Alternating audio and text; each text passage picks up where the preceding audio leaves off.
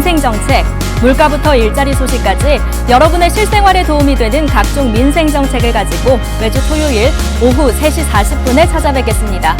주간 민생브리핑 지금 시작합니다. 첫 소식입니다. 지난해 출생아 수가 9년 만에 증가세로 전환했습니다. 합계 출산율도 0.75명으로 전년보다 늘었는데요. 출산에 대한 가치관 변화와 혼인 건수 증가 등이 영향을 준 것으로 보입니다. 김유리 기자가 보도합니다. 줄곧 내리막을 걷던 출생아 수가 9년 만에 반등했습니다. 통계청의 2024년 잠정 출생 사망 통계를 보면 지난해 출생아 수는 23만 8,300명으로 1년 전 같은 기간보다 8,300명 늘었습니다. 합계 출산율도 전년보다 오른 0.75명을 기록했습니다. 합계 출산율은 여성이 가임 기간에 낳을 것으로 예상되는 출생아 수를 말합니다. 가치관의 변화와 혼인의 증가가 영향을 미친 것으로 분석됩니다. 코로나로 인한 혼인이 지연되고 있던 부분이 많이 증가되고 있었고 그 증가 추세가 이어지고 있습니다. 출산에 대한 그 가치관의 변화인데요. 이 부분은 사회조사에서 저희 통계청에서 나오는 사회조사에서 2년마다 결혼과 자녀 출산에 대한 인식 조사를 하고 있습니다. 3.3% 정도 증가를 보였습니다. 1000명당 출생아 수를 나타내는 연령별 출산율의 경우 30대 초반이 70.4명으로 가장 높았습니다. 이어 30대 후반이 46명, 20대 후반이 20.7명을 기록했습니다. 친구들만 봐도 그렇고 새로 만나는 엄마들만 봐도 그렇고 20대 친구들은 거의 없고 주변에는 이제 거의 30대의 출산율이 훨씬 높다고 느껴지는 게 다 엄마들이 30대의 대부분이 많아서 결혼 후 2년 안에 낳는 출생아 비중도 35%로 전년보다 1.1%포인트 올랐습니다. 요즘에 결혼이 좀 늦어지다 보니까 대부분 2년 이내로는 아기를 많이 갖는 것 같아요. 지난해 평균 출산 연령은 33.7세로 전년 대비 0.1세 상승했습니다. 35세 이상 고령 산모 비중은 35.9%로 1987년 이후 처음으로 감소세를 보였습니다. 지난해 사망자 수는 35만 8,400명으로 전년보다 1.7% 늘었습니다. 이로써 전체 인구 수는 12만 명 줄었습니다. KTV 김유리입니다. 지난 23일부터 육아지원 3법이 시행됐습니다. 맞벌이 부부가 육아휴직을 쓸 수 있는 기간이 최대 3년으로 늘어나고 출산과 임신 관련 휴가도 확대됐는데요. 최유경 기자입니다. 지난 23일부터 육아지원 3법이 시행됐습니다. 저출생 추세 반등을 위해 부모의 육아 부담을 줄이고 일과 가정이 양립할 수 있도록 지원하는 법안입니다. 인구 위기 상황에서 정부는 작년에 인구 비상사태를 선언을 했습니다. 그리고 전국적으로 좀 대응을 해야 된다. 그래서 관계부처 합동으로 저출생 이 추세를 반등시키기 위한 대책을 발표를 했습니다. 육아지원 3법 시행으로 맞벌이 부부의 육아휴직 기간이 기존보다 6개월 더 늘어납니다. 부모 모두 석 달 이상 육아휴직을 썼다면 각각 1년 6개월까지 육아휴직이 가능합니다. 부부가 합쳐 총 3년간 육아휴직을 할 수 있는 겁니다. 또 연장된 기간의 휴직급여는 최대 160만 원, 사용기간 분할은 3회로 늘어납니다. 출산과 임신 관련 휴가도 늘어납니다. 출산 후 90일 안에 열흘 동안 쓸 수 있었던 배우자 출산 휴가는 20일로 확대됐고 출산 후 120일 안에 3차례 나눠 사용이 가능합니다. 난임치료 휴가는 3일에서 6일로 늘어났고 하루 단위로 낼 수 있습니다. 중소기업 근로자의 경우 정부가 첫 이틀간의 유급 휴가 비용을 지원합니다. 육아기 근로시간 단축 대상 자녀 나이도 8살에서 12살로 상향 조정됐습니다. 특히 육아휴직 미사용 기간은 2배 가산해 근로시간 단축에 적용할 수 있습니다. KTV 최유경입니다. 이달 6일부터 청년 문화예술 패스 발급 신청이 시작됩니다. 2006년생 대한민국 청년은 누구나 신청해 문화예술 관람료를 최대 15만 원 지원받을 수 있는데요. 올해부터는 사용 범위가 콘서트와 페스티벌까지 확대됐습니다. 보도에 김찬규 기자입니다. 19세 청년에게 문화예술 관람료를 지원하는 청년 문화예술 패스. 발급 첫 해인 지난해 79.8%의 발급률을 보였습니다. 연극과 뮤지컬 등 공연이나 전시를 볼 때 사용할 수 있어 반응이 긍정적입니다. 미술관 주로 감상할 때 많이 썼고 돈 받아가지고 놀러 다닐 때 괜찮다. 문화체육관광부 조사에 따르면 수요자 약 95%가 만족하는 것으로 나타났습니다. 올해도 문화예술 관람료 지원이 이어집니다. 오는 6일부터 청년 문화예술 패스 발급 신청이 시작됩니다. 올해 19살이 되는 2006년생이 대상입니다. 오는 5월 말까지 전용 누리집에서 지역별 선착순으로 신청할 수 있습니다. 한 명당 최대 15만 원이 지원되고 인터파크와 예스24에서 공연과 전시 예매에 발급 즉시 사용할 수 있습니다. 연극이나 뮤지컬 보는 거 좋아하는데 생각보다 가격대가 금액이 좀 비싼 감이 없지 않아 있어서 국가에서 조금 더 지원해주고 한다면 훨씬 더 그 문화가 더 살아나지 않을까. 올해부터는 음악 콘서트와 페스티벌까지 사용처가 넓어집니다. 사업 진행하는 중간에 청년패스 이용자들 대상으로 설문조사를 했었거든요. 장려 확대에 대한 의견은 가장 기성 높은 비율로 좀 제시가 됐었고 그런 요구들을 반영을 해가지고 문체부는 올해까지 시범 사업 기간을 거쳐 영화 등 분야까지 지원 장르 확대를 검토할 계획입니다. 청년 문화예술 패스는 올해 마지막 날까지 사용할 수 있습니다. 다만 발급받고 나서 6월 말까지 한 번도 이용하지 않으면 지원금이 환수됩니다. 문체부는 환수한 지원금을 하반기 추가 발급자에게 지급할 예정입니다. KTV 김찬규입니다. 민생 분야 세법 개정 내용 살펴봅니다. 앞으로 면세주류 반입에 대한 병수 제한이 사라지고 용량과 가격 제한만 적용되는데요. 아울러 체육시설을 이용할 때 시설 이용료와 함께 강습비도 소득공제 대상에 포함될 전망입니다. 김경호 기자가 보도합니다. 신라면세점은 지난해 매출 상승에도 불구하고 약 700억 원의 영업 손실을 냈습니다. 코로나 이후 4년여 만의 손실로 동종업계인 신세계와 현대백화점 면세점도 적자를 기록했습니다.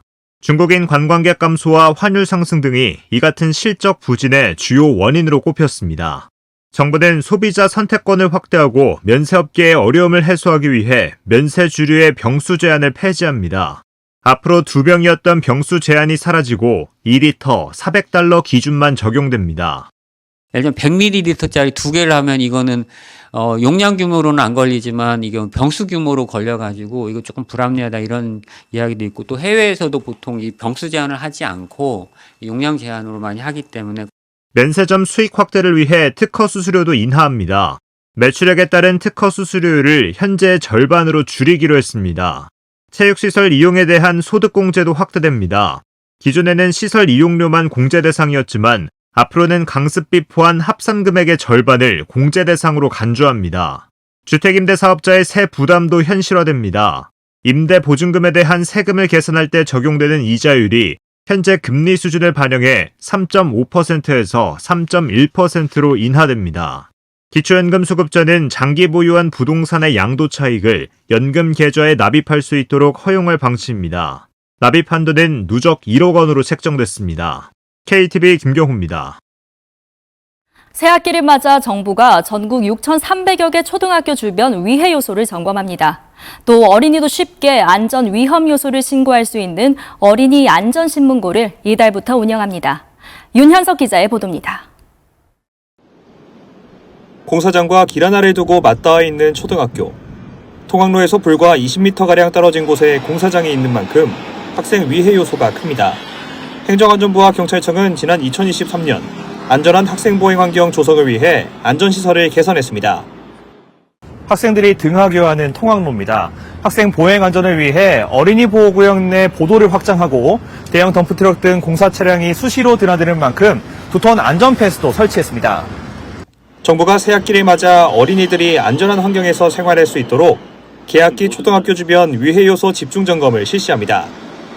점검에서는 통학로 주변 공사장과 어린이 보호구역 안전관리 실태를 확인하고 교통법규 위반을 집중 단속합니다.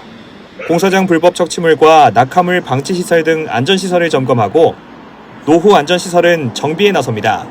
또 청소년 유해 환경과 식품, 제품 안전을 비롯해 불법 광고물 등 위해 요소를 중점적으로 살펴볼 계획입니다. 한편 정부는 어린이 안전신문고 운영 계획도 밝혔습니다. 더 쉬운 문구와 간소화된 신고 단계 등 어린이 눈높이에 맞춘 안전신문고가 도입되는 만큼 어린이들이 직접 주변의 재난안전 신고를 손쉽게 할 수 있게 될 전망입니다. 어른들뿐만 아니고 어린이들이 직접 그 어린이들 안전을 위한 활동을 직접 하는 걸 기대하고 있습니다. 예를 들어서 길거리를 이렇게 거닐다가 아이들한테 위험한 요소가 발견이 되면은 안전신문고를 통해서 누구나 신고를 할 수가 있습니다. 이 밖에도 아이 먼저 캠페인의 범위를 교통안전뿐만 아니라 식품안전과 제품안전, 놀이시설 안전, 유해환경 제거까지 확대하는 등 어린이 안전을 최우선으로 생각하는 안전문화 정착에 나설 방침입니다. KTV 윤현석입니다. 국민권익위원회가 최근 중고거래 관련 민원이 증가하고 있다며 중고거래 민원주의보를 발령했는데요. 권익위는 중고거래 사기 피해 방지를 위한 제도 강화와 중고거래 금지 품목 단속 강화 등을 관계기관에 권고했습니다. 최다희 기자가 보도합니다. 중고거래 사기를 당한 후 민원을 제기한 A씨. 가해자가 이름과 계좌번호, 거래 사이트 등을 여러 개 이용하고 있는데 조직적으로 사기를 치는 것 같았다고 밝혔습니다. A씨는 피해자만 6천 명이 넘고 피해액도 65억이 넘는다고 추측합니다. 한 사이트에서 20만 원의 이동식 에어컨을 거래한 B씨는 리모컨이 작동하지 않아 환불을 요청했습니다. 하지만 판매자는 일방적으로 환불을 해주지 않겠다는 말과 함께 수신을 차단했습니다. 국민권익위원회가 지난 3년간 민원 분석 시스템에 수집된 중고거래 관련 민원 만여 건의 분석 결과를 발표했습니다. 민원 분석 결과 중고거래 관련 민원은 2023년 이후 지속적으로 증가하는 추세를 보였으며 지난해 10월 422건으로 가장 많았습니다. 민원 중에는 중고거래 금지 품목에 대한 판매 신고도 있었습니다. 포획 금지종 야생동물인 자라를 판매하려 하는 사례도 있었고 의료기기인 요실금 치료기를 의료기기 판매업자가 아닌 사람이 판매하려 하기도 했습니다. 중고 거래가 금지되는 품목에 대해 국민들께 더 적극적으로 알릴 필요가 있습니다. 예를 들어 선글라스의 경우에 도수가 없는 제품만 중고 거래를 할 수 있는데 도수가 있는 선글라스를 중고 거래를 하시는 경우에 대한 민원이 접수되기도 했습니다. 이에 국민권익위원회는 민원주의보를 발령하고 관계기관에 안전한 중고거래를 위한 조치를 요청했습니다. 또한 관계기관과 중고거래 플랫폼과의 협업을 통해 이런 피해를 예방하고 피해를 구제할 수 있는 방안까지 마련해야 한다고 당부했습니다. 이외에도 권익위는 민원 분석 자료를 한눈에 보는 민원 빅데이터 누리집에 공개해 누구나 찾아볼 수 있도록 했습니다. KTV 최다입니다. 봄과 새학기를 맞아 3월 동행축제가 열리는데요. 소상공인 제품의 할인 행사와 디지털 온누리 상품권 환급 이벤트도 마련됩니다. 조태영 기자가 보도합니다. 매년 계절별로 열리는 국민 소비 촉진 행사 동행축제.